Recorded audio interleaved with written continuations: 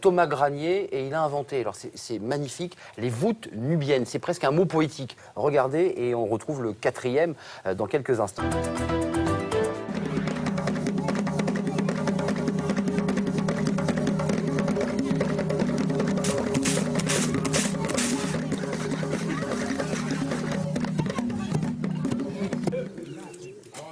Au Sahel, le bois se fait rare et n'est plus disponible pour construire les charpentes des habitations professionnelles. Son alternative, la tôle ondulée importée, est chère et inadaptée aux fortes chaleurs. Son prix excessif handicape le budget familial, empêchant ainsi les populations sahéliennes d'investir dans d'autres besoins vitaux comme l'éducation, la santé et l'alimentation. Face à ce constat, l'association La Voûte Nubienne vulgarise au Mali une technique ancestrale originaire de Haute-Égypte, appelée la voûte nubienne. Cette technique permet de construire des bâtiments de qualité, parfaitement adaptés au contexte sahélien, à partir de matériaux locaux disponibles et donc peu coûteux, qu'est la terre.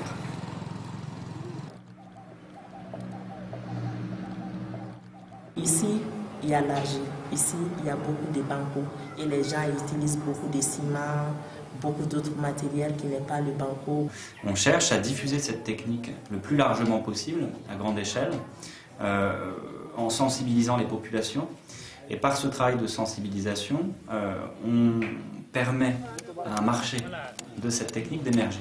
Donc des villageois qui construisent leur maison, donc ça c'est la clientèle locale, et de l'autre côté, des apprentis qui se forment sur des chantiers réels et qui deviennent la main-d'œuvre qualifiée, donc l'offre de ce marché. C'est économique.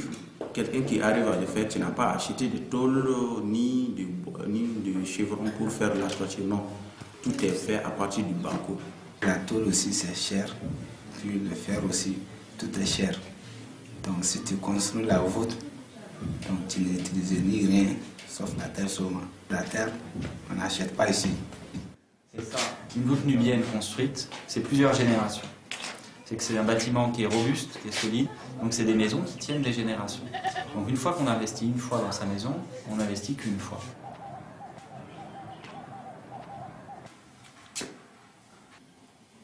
La voûte nubienne aussi, ça conserve de la fraîcheur le moment où il fait chaud dehors. Et le moment où il fait froid dehors, ça conserve de la chaleur aussi. Voilà, donc ça va bien avec le climat de l'Afrique.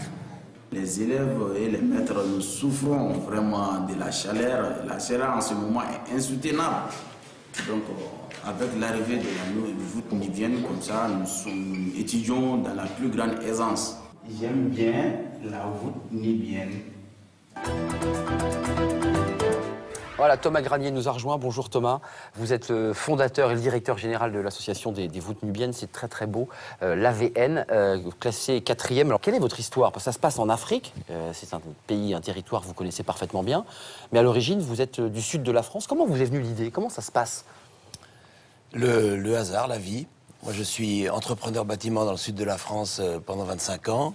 Et par ailleurs, voyageur, grand voyageur. J'aimais bien rencontrer des nouveaux peuples, des nouvelles cultures. Et à l'occasion d'une proposition d'un happening technique autour de la construction, on a fait la première voûte nubienne en 98 au Burkina Faso.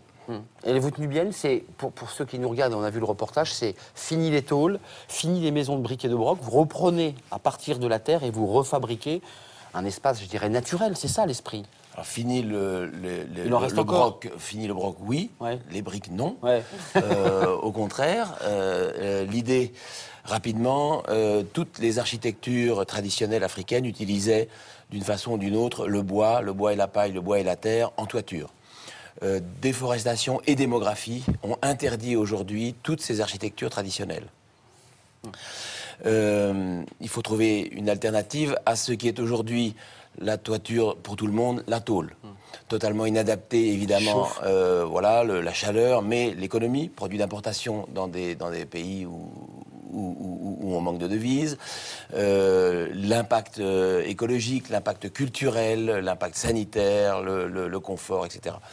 Et aujourd'hui, 90% des Africains vivent sous des tôles ou dans les dernières, ou continuent à exploiter le bois, les ressources ligneuses. Et là, vous leur expliquez comment faire, vous mettez en place un processus et puis ils construisent avec vous? Alors, le process, c'est le marché. L'idée, c'est d'utiliser le marché pour en même temps valider la proposition technique que nous faisons et en même temps faire du marché le moteur de la vulgarisation, de la dissémination. Donc l'idée, c'est d'un côté une offre, des maçons qui sont formés et qui, dans une dynamique de compagnonnage, en forment d'autres, et de l'autre, une demande des populations informées qui, petit à petit, vont, et c'est compliqué parce que c'est un produit très très lourd, l'habitat, petit à petit vont adopter un nouveau style constructif. Nicolas Hulot. J'ai vu sur le terrain. Oui, parce que... Et honnêtement, c'est génial. C'est beau, enfin esthétiquement d'abord, c'est beau. C'est beau, ouais. C'est confortable parce que c'est une isolation naturelle. Et effectivement, économiquement, c'est intéressant parce que les briques dont vous parlez, ce sont des briques faites avec le sol local. Et voilà. Et c'est une technique, pour finir, assez simple. Mais il faut effectivement l'enseigner. En tout cas, voilà, moi j'ai été bluffé quand j'ai été notamment au Sénégal, puisque maintenant vous développez le concept là-bas. Burkina Faso, Mali, Sénégal, Ghana, Bénin, Mauritanie et peut-être l'année prochaine un premier projet au Soudan. Ça vous évoque quoi, Michel Larocque, ces voûtes nubiennes? Je trouve ça magnifique. J'adore le concept. Aussi, encore une fois, vous disiez qu'il fallait encore casser les habitudes. Puisque même quand on découvre quelque chose qui peut être extrêmement positif, mais il faut arrêter avec un ancien fonctionnement. Et voilà, il y a beaucoup d'énergie à mettre là aussi, c'est vrai. Et justement, moi, je vais bientôt y aller, puisqu'il y a quelqu'un qui a aidé pour le projet dont on parlait de mon film. Ça ressemble un peu à ça aussi, hein, on transmet. Exactement, et qui a une association justement qui aide à créer des puits. Et donc j'ai promis...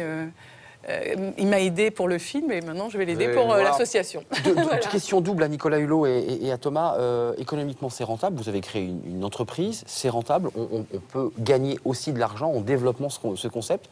Vous étiez plus riche quand vous étiez dans le BTP, dans le sud de la France. Économiquement, c'est pas rentable. Aujourd'hui, nous sommes...